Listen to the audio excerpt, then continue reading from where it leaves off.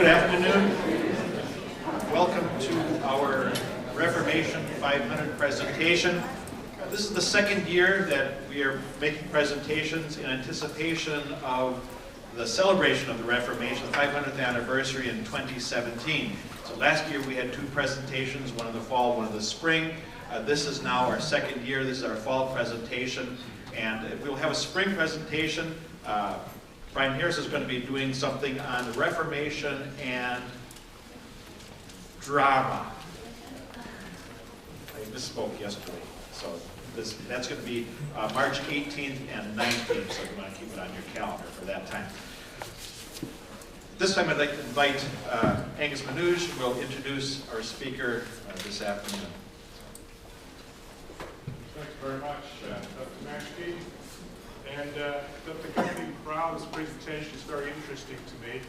Some of you may know the great work by Alistair McIntyre, After Virtue, which talks about the way human beings are story-telling animals. We define ourselves by the stories, the narratives that we accept.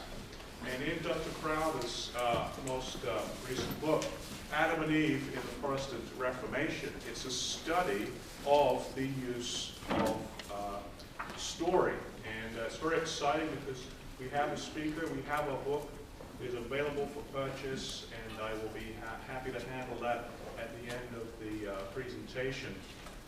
It's a fantastic scholarly work of the use of the Adam and Eve narrative to define the distinctives of the Lutheran faith amidst very many competing religious views.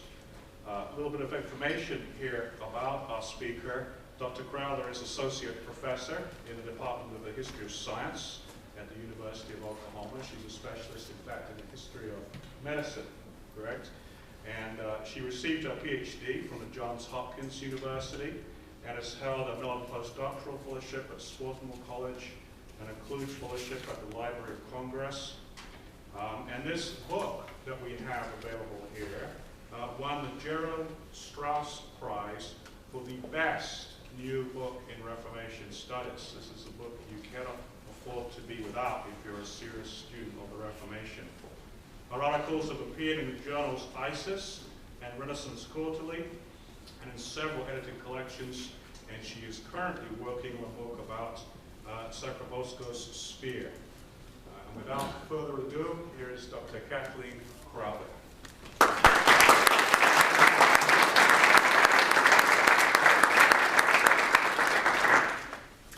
Thank you very much, and I want to thank the Reformation 500 Committee for inviting me or for allowing me to tag along on Peter's invitation. It's a real pleasure to be able to talk about Adam and Eve with a Lutheran audience. I'm in a history of science department, and I'm trained as a historian of medicine, so I'm rather more used to talking about this work with an audience of historians of science or historians of medicine.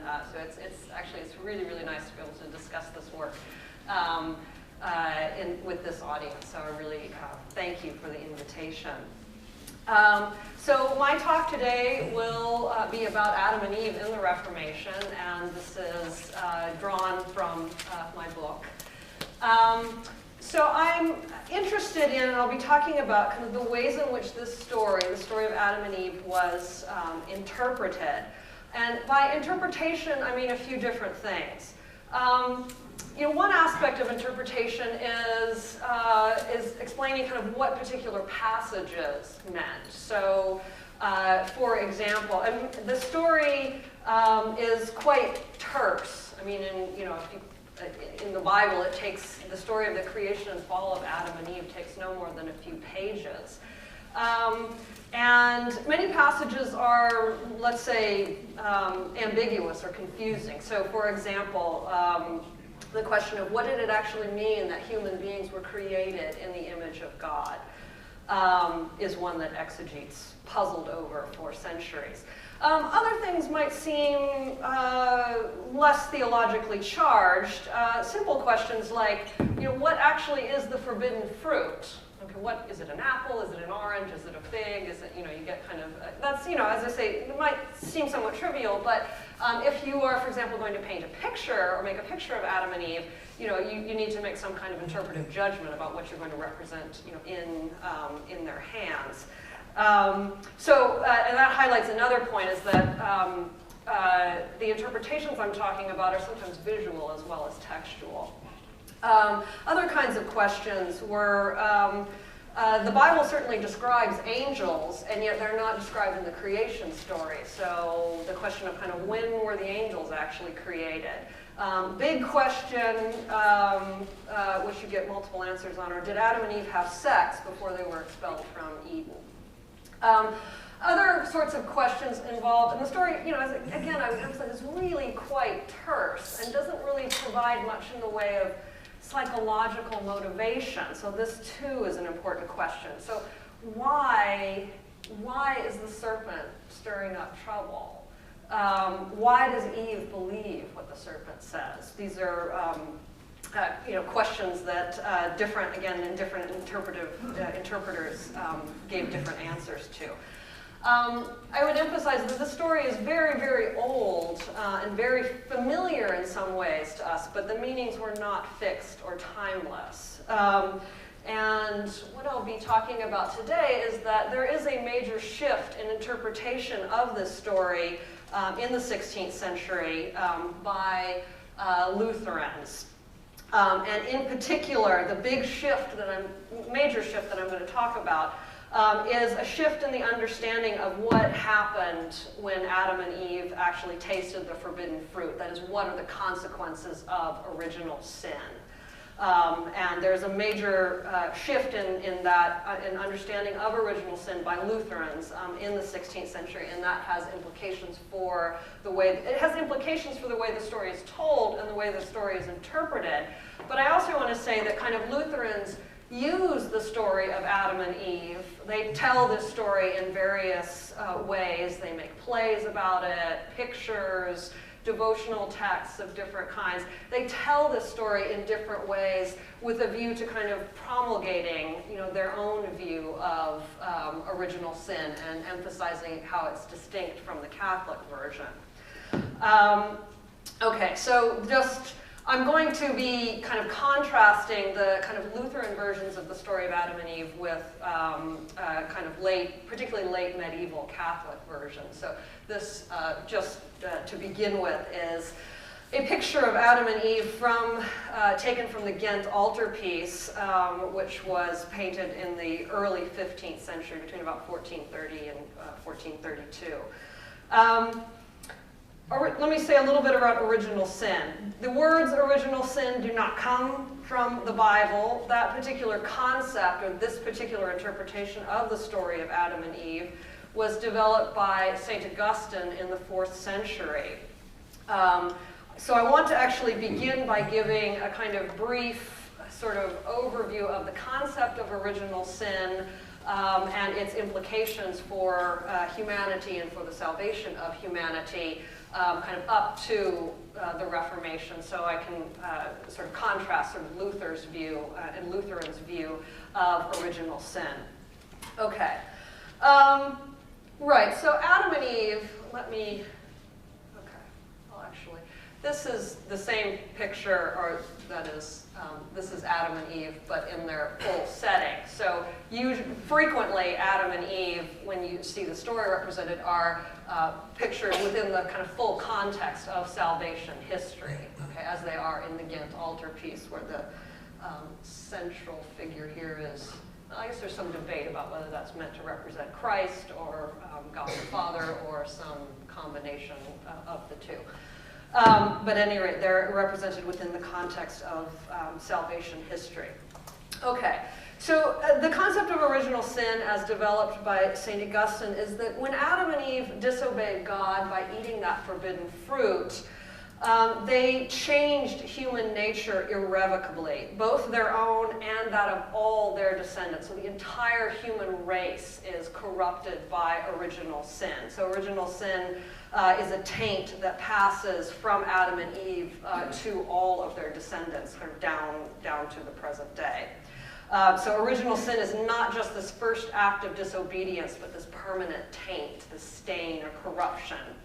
Now, the question of just how corrupted human nature was by the fall was answered differently by different exegetes. But there's general consensus that human beings were redeemed by Christ's incarnation, passion, and crucifixion. So if Jesus had not died on the cross, all human beings, would go to hell. That's represented, again, this is the central, so you have kind of Adam and Eve over here, and then the sacrifice of Christ is represented there. Just blow that up. Okay. Christ as the Lamb of God, and you can see under here, behold the Lamb of God who takes away the sins of the world. Okay, so there's general agreement with that without Jesus' sacrifice on the cross, everyone from Adam and Eve on would have gone to hell forever. Okay, and that much is not going to change with Luther. But here's the parts that are going to change with Luther. Here's what's distinctive about the kind of Catholic theology that develops in the Middle Ages. Along with this view that human beings are saved by Christ's sacrifice on the cross, there's also this idea that human beings still have, even in our corrupted state, have the capacity to earn God's favor, and that we need to actively seek, strive for salvation. And there are a number of ways of doing that. One is we need to avoid sin. And here I have a representation of, this is a tabletop, actually, by Hieronymus Bosch. From the 15th century, which depicts the 7 deadly sins, which were a huge part of medieval art and literature, okay? And they frequently appear in kind of pastoral literature that's designed to help people examine their consciences. So I know it's a little difficult to look at in that way, but here's kind of 4 of them blown up. So that's the sin of sloth, anger, gluttony, and lechery. Okay, so one thing that human beings can do to earn salvation is to attempt to avoid these sins. This is another kind of representation of the 7 deadly sins. They're frequently represented as kind of a tree, and the root down here is pride. And these are the 7 deadly sins with their kind of fruit. So here, like avarice, you find kind of other things that spring from, like simony down there. Okay, so you're supposed to kind of avoid sin. But more than that, you're supposed to actually cultivate the opposite of vice, which is virtue. And I note that all the sin things are kind of hanging down, and then here it's like all pointing up. Okay, so these are the 7 virtues, which are counter to the 7 sins. So not only are you supposed to avoid sin, but you are supposed to cultivate virtue. You're supposed to practice virtue. And you're supposed to do good works. You're supposed to feed the hungry, clothe the naked. This is an early 17th century Catholic painting depicting the 7 corporal works of mercy. So you're supposed to, again, kind of feed the hungry, clothe the naked, tend to the sick, visit those in prison, bury the dead, shelter the homeless. I think I've got 6 of them there, but anyway, you're supposed to you're supposed to kind of do virtuous things. You are supposed to participate in the sacraments of the church, including baptism, the Eucharist, and penance. And finally, you earn salvation by, when you sin, by performing penitential acts. And I put flagellation up there as perhaps the most famous of medieval penitential acts, but things like fasting as well. Okay, so this understanding of original sin, which kind of is what we're looking at kind of at the eve of the Reformation, presumes that human beings have this kind of capacity to earn salvation. Now we don't have enough capacity to have earned that without Christ's sacrifice on the cross, but we do have some capacity to earn salvation. So salvation is kind of we need to kind of actively strive for salvation. Okay. This is a very kind of complicated image, which I'll just say a few words about. But in the 16th century, Martin Luther criticizes this whole theology of original sin and salvation. And he does that, most notably in the beginning in 1517, which is, we're celebrating the 500th anniversary of the Reformation in a few years. But he does this in these sort of 95 theses that he posts, critiquing, most notably, this understanding of salvation as propounded by the late medieval Catholic Church. Now, one of the things that he's most critical of is, okay, so this is a picture, I should say, of the difference between the true faith over here, and here you see Martin Luther himself preaching, okay, the true faith. And then this is the false or superstitious faith of the Antichrist up there. Okay, so this is the bad side, this is the good side. And on the bad side, you see kind of all of these various Catholic practices that Luther critiqued. Down here, kind of prominently in the foreground, is the Pope, which you can recognize by his triple crown, and a very kind of fat-looking monk, and they're selling indulgences. And okay, so this, is an outgrowth of this understanding of salvation, where human beings can earn, can do kind of meritorious things to gain salvation. One kind of, let's say honestly, a kind of corruption of this is the idea that, you could buy sort of indulgences, which granted you a certain amount of time off of purgatory. Now, the idea behind that is, you're giving money. It's similar to kind of giving money to the poor in the painting that I showed. You're giving money to the church, and it's supposed to be accompanied by kind of repentance of sins and sort of a turn to virtue. But in practice, this kind of descends into a somewhat mercenary practice of pay me a certain amount of money, and I, the Pope, will stamp you kind of 20 days off of purgatory or something like that. So it becomes a fairly corrupt practice. And so there certainly is kind of internal critique within the church, within the Catholic Church, of this practice of indulgences. And had Luther just, stuck to saying this practice of indulgences is corrupt, and it's a corruption of this understanding of salvation, we would not have had a Reformation, or at least not the way it developed. But Luther goes much further than this, and he undercuts the entire theology, not just of indulgences, but of good works generally. Okay, so he says, humanity was so thoroughly corrupted by the fall. We are so utterly debased, corrupt, worthless, and wretched. We have no ability to earn salvation. Okay, we don't earn salvation at all. We can't earn salvation by we can't earn it by buying indulgences, certainly, but we can't earn it by doing good works. We can't earn it by going on pilgrimages, which is depicted back here.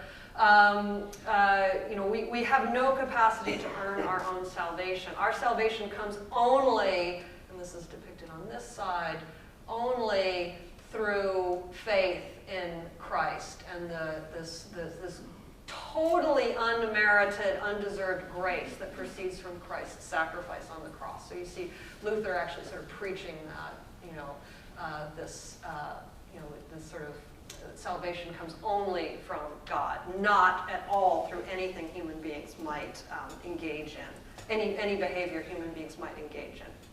Okay. Now, certainly these sort of theological debates about original sin were conducted by theologians in learned Latin tomes, but these different debates about kind of the nature of original sin had real bearing on kind of people's lives, on ordinary people's lives, and how they went about leading their daily lives. These changing interpretations of original sin and the consequences of original sin lead to some very different readings of, or narratives about, Adam and Eve. And that's what I'll talk about here. So really although you could certainly encounter these different interpretations in, say, commentaries on Genesis, which are primarily but not exclusively written in Latin, often intended for university audiences.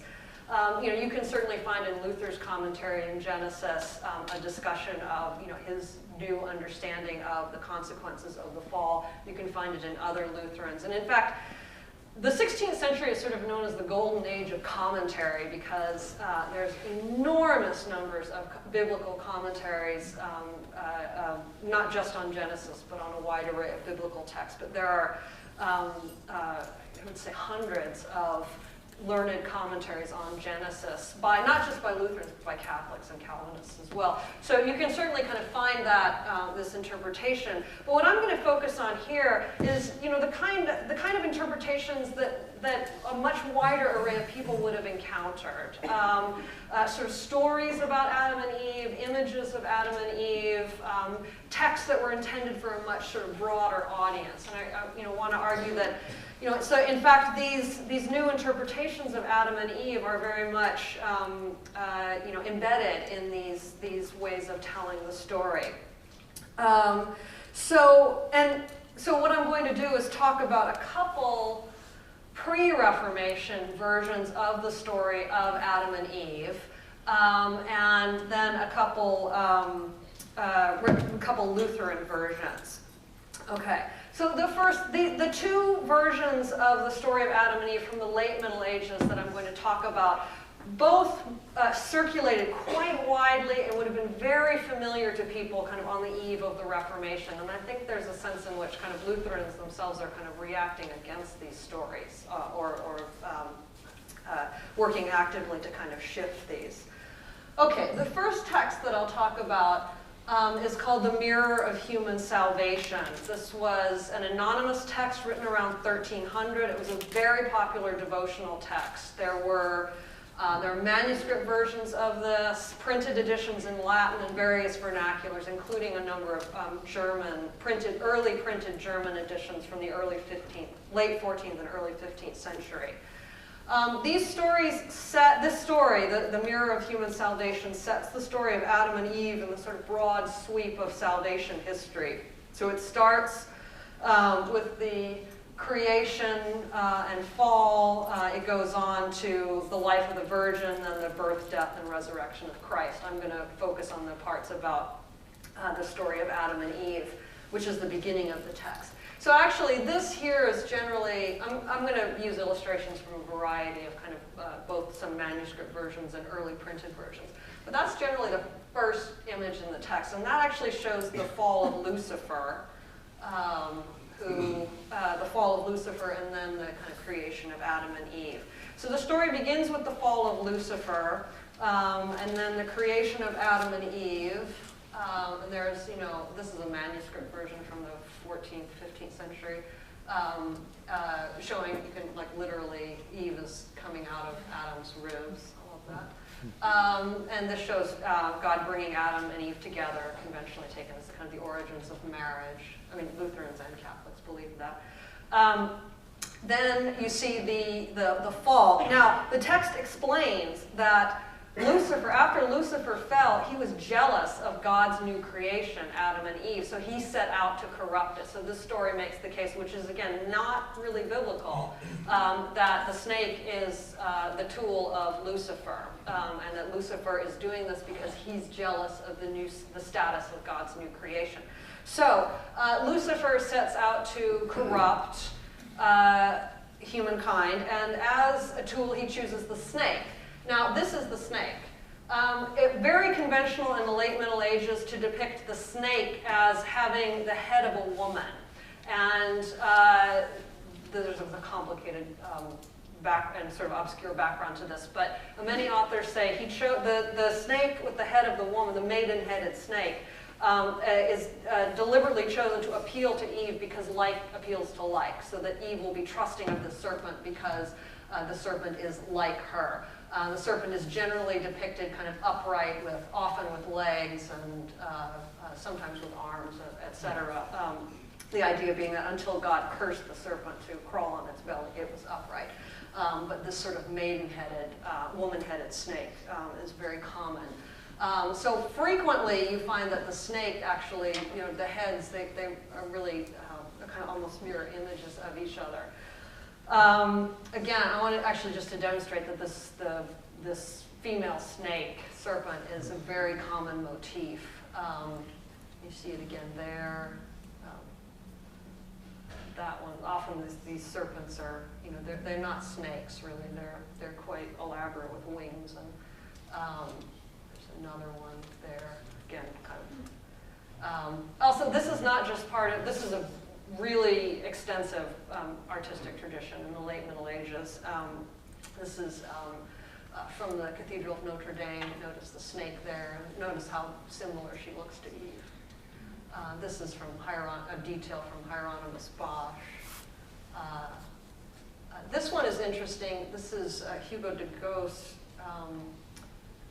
The snake here is sort of meant to look like an older version of Eve, sort of presaging, what will happen to her if she eats that apple. And that's from Michelangelo's Sistine Chapel. So again, I just wanted to demonstrate that this sort of snake with the head of a woman is very, very common, not just in the Mirror of Salvation. So the Mirror of Salvation says that the devil, or the snake through the devil, approaches Eve because she's less sensible, she's less reasonable than Adam, and she's more susceptible to trickery and flattery. This is again what I mean by providing some psychological motivation. Okay, that's the expulsion. Eve convinces Adam to eat as well, and this text says that she uses her feminine wiles to do this. The text also tells you that Eve believed the devil when he told her she would become like God if she ate the fruit. Adam doesn't believe this. He only eats to please his wife. So he disobeys God out of love for his wife, and not like Eve because he thought he could become like God. So his sin is not really as terrible as Eve's. And this is a quote from the text. "Oh man, remember how great is the faithlessness of woman, and guard yourself that you are not deceived by their flattery." That's the kind of, the interesting kind of authorial move where he goes from kind of a sort of narration of the text to sort of turns directly to the reader and says, pay attention to this. So they're expelled from Eden, and then begin a life of kind of hard labor and work. Okay. They become mortal, subject to pain, sickness, bodily infirmities of all kinds. I just used this because I like this image, as you may have seen, it's the cover of my book. But these two figures, the sort of perfection of their bodies before they sin was a commonplace of interpretation of the story. In the case of this image by Albrecht Dürer, we know that to depict this sort of perfection before the fall, they're sort of constructed according to very precise mathematical proportions. We can tell that from his preliminary sketches. And the other kind of way in which he sort of represents the coming of disease and death is these animals down here represent the four humors from kind of classical physiological theory that kind of are thrown out of balance by the fall. So we have the cat is yellow bile, the rabbit is blood, the elk is black bile, and then phlegm. Okay. Okay. So that's the story of Adam and Eve from the Mirror of Human Salvation, which again, very, very popular text up until the eve of the Reformation. The second text I'm going to talk about is a text by an Austrian poet named Lutwin, about whom almost nothing is known. The reason I'm going to talk about this text, it is actually a poem written around 1300, so it's got the same date as the Mirror of Human Salvation. But it is one of, although there's only kind of one copy of this particular text, I'm going to use it because it's got very beautiful and charming illustrations. But it's one of a very large number of really popular texts called the Adam Legends, which circulated. Actually, they're really, really old. The very earliest examples come from some of the very earliest centuries of Christianity. So it's a very old story. So there are multiple versions of what are called the Adam Legends that circulate up through the eve of the Reformation. There are some German versions, a couple German versions that make it into print. Okay, so what these Adam legends do, and what this poem, Eve and Adam, does, is to narrate basically the story of what happens to Adam and Eve after they fall. I mean, the Bible is really all about this, right? So Adam and Eve are expelled from the Garden of Eden, and then about 900 years later they die. Okay, so what happens in the interim? We don't have that much detail. So that's provided by these Adam legends. Okay, so the Adam legends begin by following the story of the Bible. So you have the creation of the world, and then the creation of Adam, and then the creation of Eve, temptation. Note, again, you have a woman-headed serpent, the expulsion from the garden, and then this very conventional image of kind of Adam doing agricultural labor and Eve spinning. Okay. But after being driven, here's where it gets different. After being driven out of Eden, Adam and Eve are hungry and scared, and they want to get back into Eden. So Adam decides that what they should do is they should do penance. And if they do enough penance, Adam believes, God might relent and let them back into Eden. So he decides that for his penance, he will stand up to his neck in the Jordan River for 40 days with no food.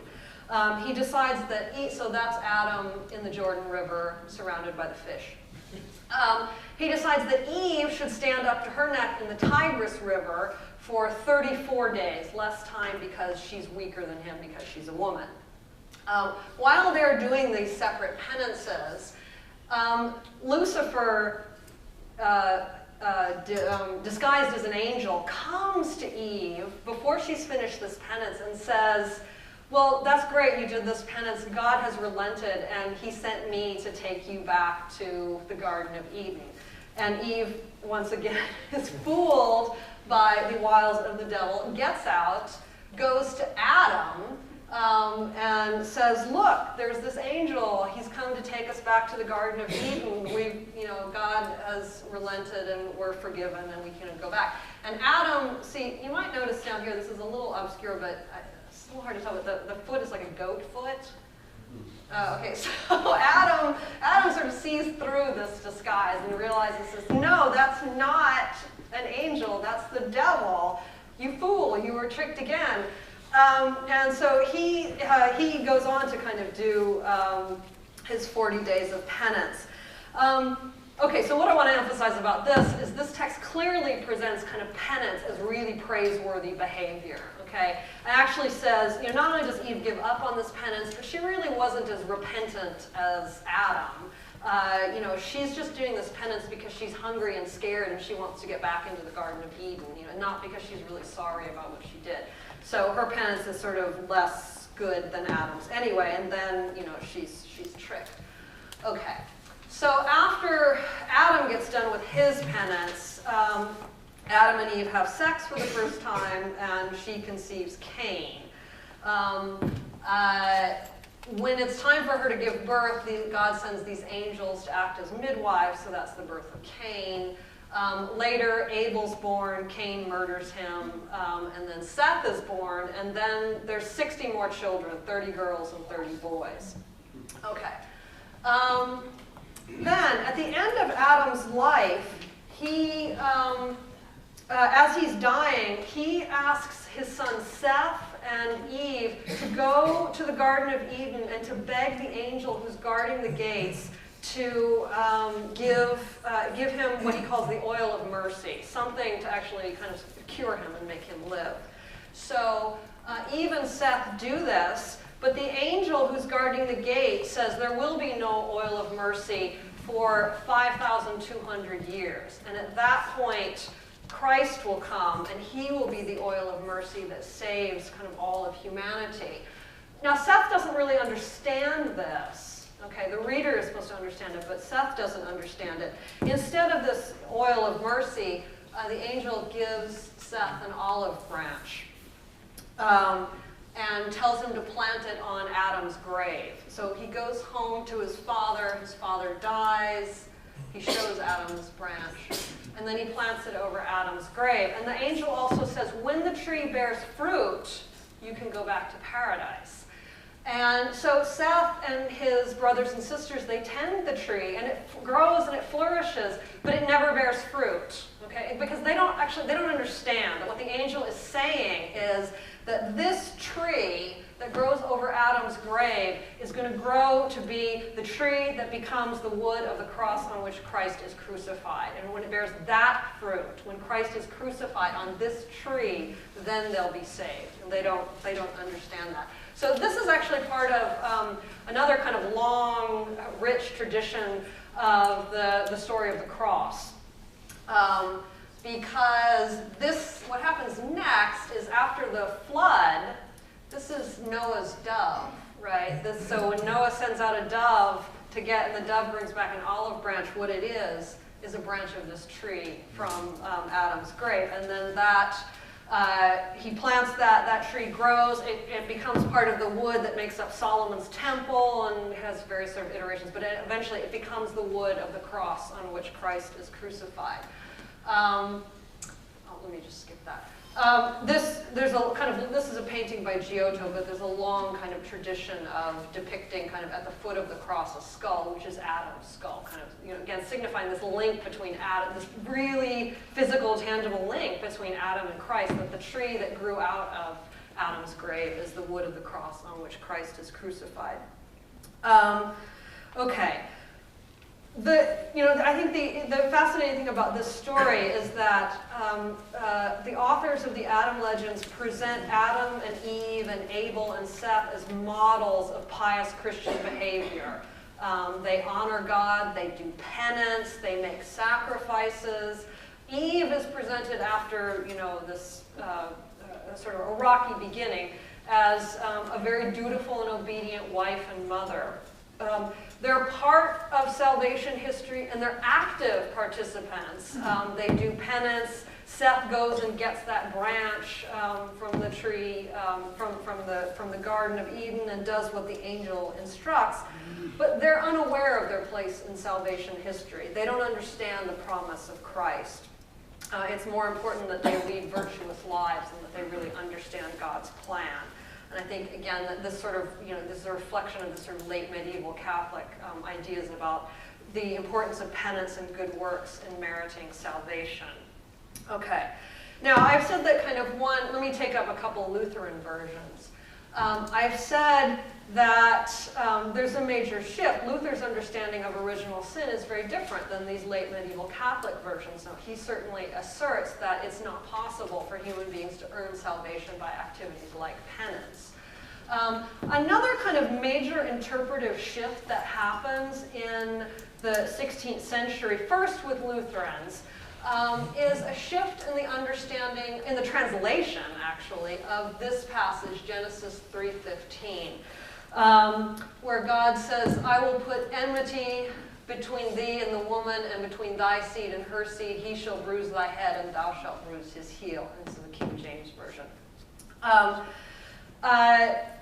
In earlier translations, even kind of Latin versions, the pronouns that I have highlighted in red were different.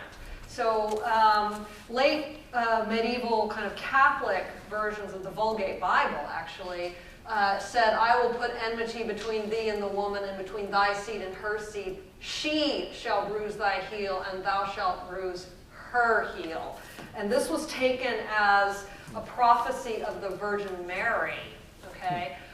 Lutherans assert that no, that's a mistranslation, that the pronoun is actually a mistranslation of the original Hebrew, that the pronoun is actually masculine, and it's a prophecy of Christ. It's not a prophecy of the Virgin Mary. But this, I just wanted to show that how prevalent this older interpretation was. That, I mean, to this day, you can find, I was at Notre Dame months ago, and you can at Notre Dame University, and you can find kind of images, statues of the Virgin Mary that show her kind of stamping on the serpent, and that's related to that passage. These are a couple more. This from the original Notre Dame in Paris. Okay, I was actually referring to the Notre Dame in Indiana, but you can find. But it's still essentially Notre Dame in Paris. You see the snake there, and this Spanish painting. I think is that right? There's the snake down there. There's the Virgin Mary kind of stamping on this snake. Okay, Luther, though, he doesn't just kind of change the pronoun here to say this is a promise of Christ. He also asserts, and he does this kind of in his interpretation of Genesis, but also he notes this in his translation of the Bible. He says, Adam and Eve understood this promise. They grasped that this was a promise of Christ, and from then on they were Christian because they believed in Christ. Okay, so Adam and Eve and all of their descendants who actually believe in this promise, they're Christian. And they understand that they're saved only through faith in Christ, through this promised seed. Okay.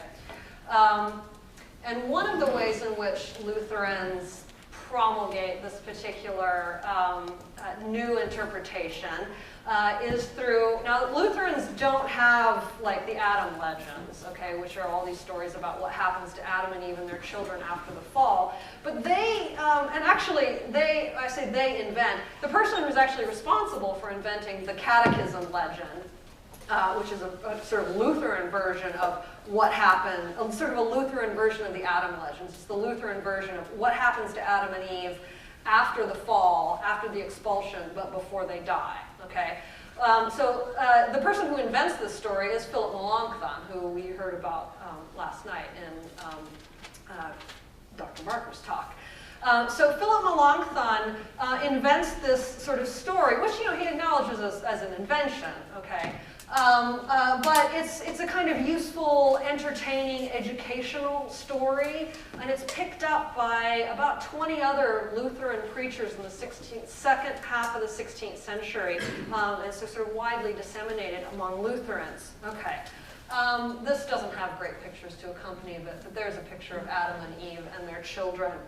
Okay, so the story that Melanchthon invents is that after the fall, Adam and Eve have lots and lots of children. So and now this is not quite biblical, right? Because there's Cain and Abel, and then there's Seth and all these others, right? Whereas in the Bible, Abel is dead before Seth is born. But at any rate, in the Catechism legend, you've got Cain and Abel and Seth and a whole host of other children. And so the story is that after Adam and Eve have been expelled from the garden, they're living their lives of, hardship, working, and they're raising all these children. And God decides he wants to see how they're doing. So he comes down from heaven and he visits Eve. In some versions of the story, Adam isn't even present, but he comes to visit Eve and the children to see how they're doing. When Eve sees God coming, she becomes alarmed that some of her children are not washed. They're kind of dirty and filthy, and so she hides them.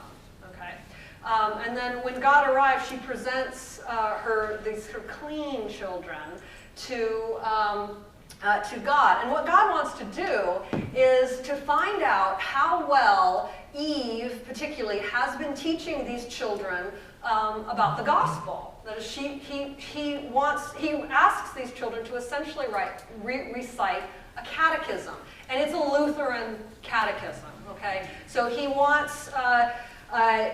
asks these children about aspects of kind of doctrine and faith, and in particular, he wants to know that they understand that they are saved exclusively by their faith in this promised Christ, okay, who's not there yet, but who's going to come and save them, and that they don't believe that there's any value to kind of that they're earning any merit by, say, making sacrifices or doing penance or anything like that. Okay, so he tests these children, and Abel and Seth and in various versions others of their brothers and sisters recite this like really perfect Lutheran catechism. Okay, They recite this for God.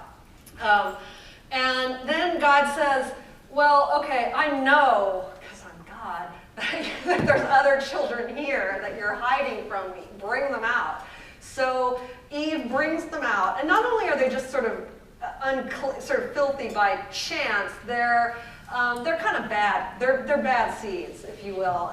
So Cain is always the one of them, although sometimes he's accompanied by other brothers and sisters. So they're filthy. They're disrespectful to God. You know, when God asks them, when he tests them on their catechism, they can't recite it. They either don't know it, or what they give is a sort of garbled kind of parody version. And frequently they espouse, particularly Cain, will espouse views that are essentially kind of caricatures of Catholic belief. So he will say, I don't know anything about this promise, you know, Christ, I don't know anything about that. So he purports kind of not to know the sort of gospel promise. But he'll also say things like, I believe that God makes the fields fertile if we make sacrifices to God. So that's not even kind of beyond Catholic, that's sort of pagan, okay? So Cain espouses this whole series of kind of, you know, caricatured Catholic beliefs, sort of pagan even. Sometimes, occasionally he's given Calvinist beliefs, okay? Like in one version he says, well, it doesn't matter, if I'm one of the elect, I'm one of the elect, and if I'm not, I'm not, so screw it. But he's made to kind of, I mean, he's funny. I mean, he's quite amusing. And I think the point of this was to present this. I mean, you know, I think kind of the Lutherans, as well as Catholics and Calvinists, sort of, thought it was important that children be able to recite a catechism. But we all know that's, doing things by rote memorization is, about the most boring form of pedagogy possible. So, it sort of lightens it up, and it adds this sort of like, bad boy Cain who, says all these transgressive things. So, it's, they're very definitely kind of intended to be educational, but also to be somewhat entertaining. These are some other. Actually, yeah, these are some other kind of versions of just pictures of Adam and Eve and their children, which are a little hard to come by, actually. This is not a story that had much in the way of a visual accompaniment. Okay, so then what God does is to say to these children, okay, Abel, who's the first one who comes forward and recites this catechism, he makes Abel the first priest. And his job is to teach the gospel. Okay, and so one thing that's also being said here is that the primary task of a priest is to teach and preach the gospel. It's not to perform sacraments, say mass. The primary function of the priest is preaching and teaching. Okay, and that's a very very distinctively Lutheran idea. And then Seth is made the first king, or the first sort of secular ruler. And his job is to protect the true church that his brother Abel is the true faith that his brother is to teach. But Cain becomes the first peasant.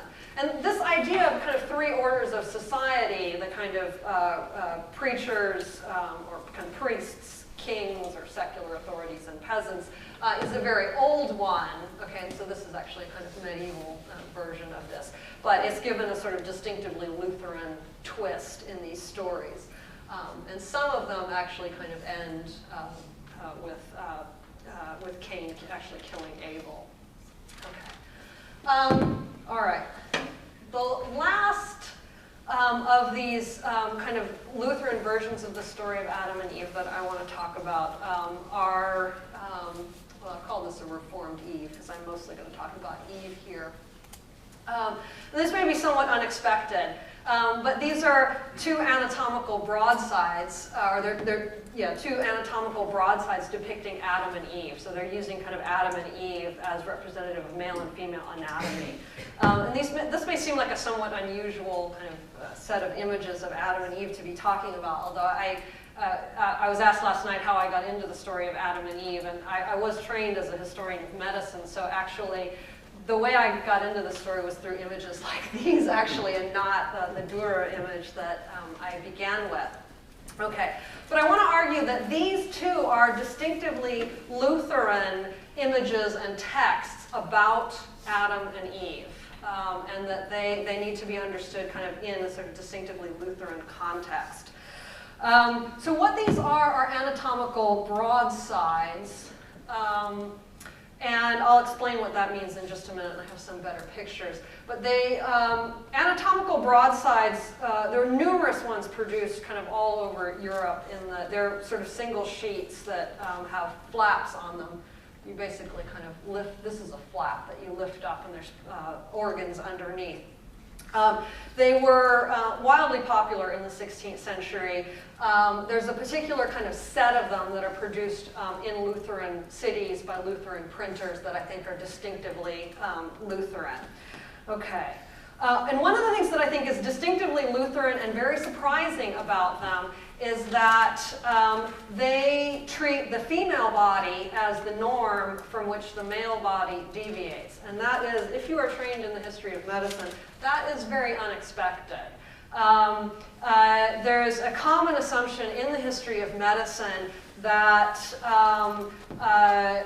certainly in the medieval and early modern period, male anatomy was taken as the norm from which female anatomy deviated. Now, this picture is frequently used as kind of example and evidence of this view. If you've never seen this before, you may think this is a penis. It's from a 16th century anatomy text. It's not a penis, actually. It's a vagina and womb. The uterus. So this here is a cross-section of the uterus, that's the vagina, and this is the external genitalia. But this sort of obviously very phallic-looking version of the kind of female anatomy is representative of this idea that the female anatomy is just the same as the male anatomy, it's just turned inside the body. So if you kind of turn, imagine kind of flipping this sort of outside the body, you have the scrotum and the penis. Okay. So that's, you know, kind of standard line in the history of medicine that, that people saw the male body as the norm and the female body was a deviation of that. So the male sexual anatomy was outside the body and then the female was just turned inside. Okay. But when you look at these images and when you read the text accompanying them, you see something kind of very different. Okay, so I want to describe these images a bit first. And then explain, I know I'm like running a little late, trying to explain how I think they're Lutheran. Okay, so this is the female version, and there's text around her describing the various organs. So, okay, this is what I mean when if you lift that flap there, these are full of paper. Okay, so you keep lifting, and there, you get that. Go back. So when you read the description of the uterus in here, which is around there, if anyone cares to read 16th century German sideways, it actually, the whole thing, the whole broadside, you know, and it's in German, and it wasn't intended for a particularly specialist audience. I mean, the point of these actually is generally that they show off the wonder of God's creation. This is another thing Peter talked last night about Philip Melanchthon promoting the study of astronomy at Wittenberg University. Well, he also promoted the study of anatomy. Wittenberg University was one of the very few where anatomy was actually part of the regular kind of liberal arts kind of undergraduate curriculum. It wasn't just taught in the medical school. It was, or to medical students, it was, you know, considered broadly relevant to all undergraduates because the human body displayed God's creative power and perfection, the perfection of his design. Okay, so, you know, in general, the thing is supposed to, the whole anatomy is supposed to illustrate the wonders of God's creation. But within the text, there's particular emphasis put on the uterus, okay? The uterus is described as an organ that's created by God for children to be conceived, nourished, and formed into a human body.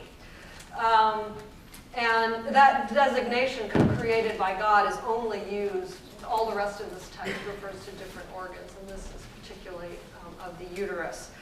Now, the other thing is, let me go, this is the Adam figure. And very interestingly, this here, I'll open him up in just a minute. He's less complete than the female version.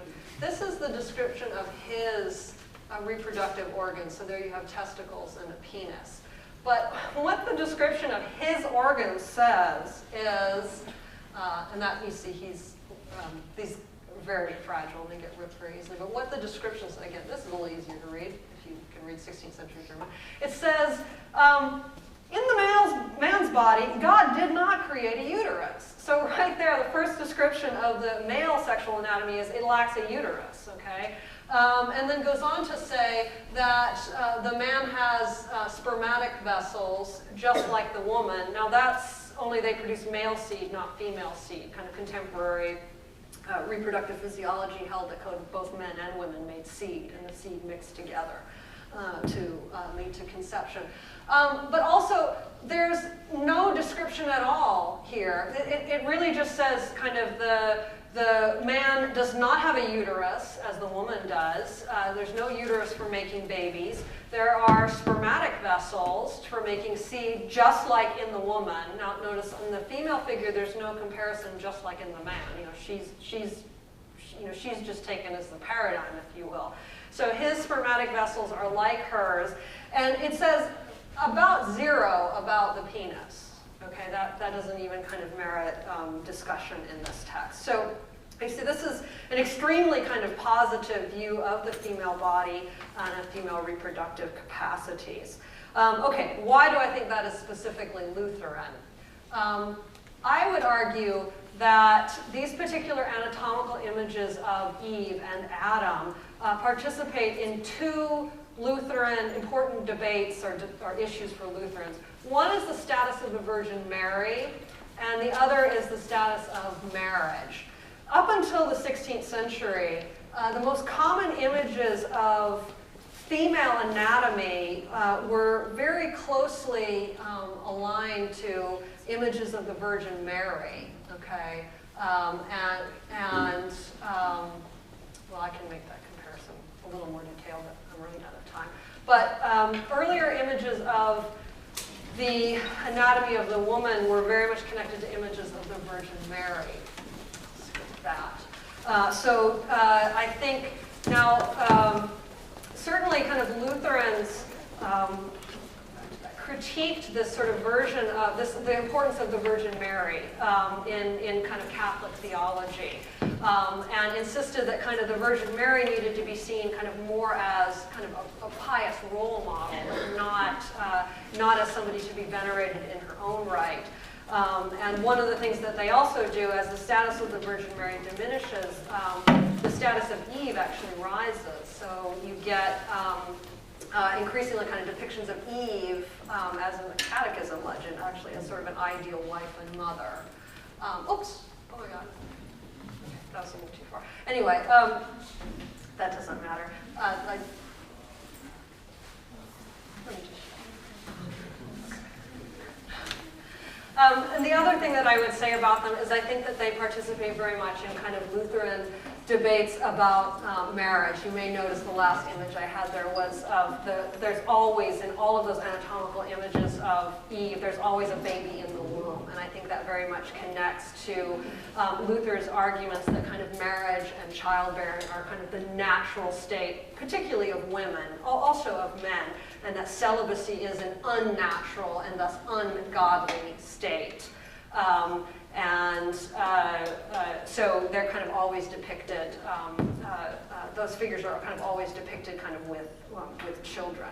Okay, so let me just kind of wrap that up quickly. So I've tried to show sort of 4 different versions of the story of Adam and Eve, from kind of 2 before the Reformation and 2 after, to kind of show the ways in which Lutherans appropriated and adapted and transformed these older stories about Adam and Eve to fit their kind of new understanding of the story, but also to kind of promulgate their own kind of doctrines about salvation, but also I'd say about kind of veneration of the saints and about marriage. So I'm sorry, I think I have run a little late. I'm sorry, I tend to get kind of carried away with all this material. But anyway, thank you very much for your patience.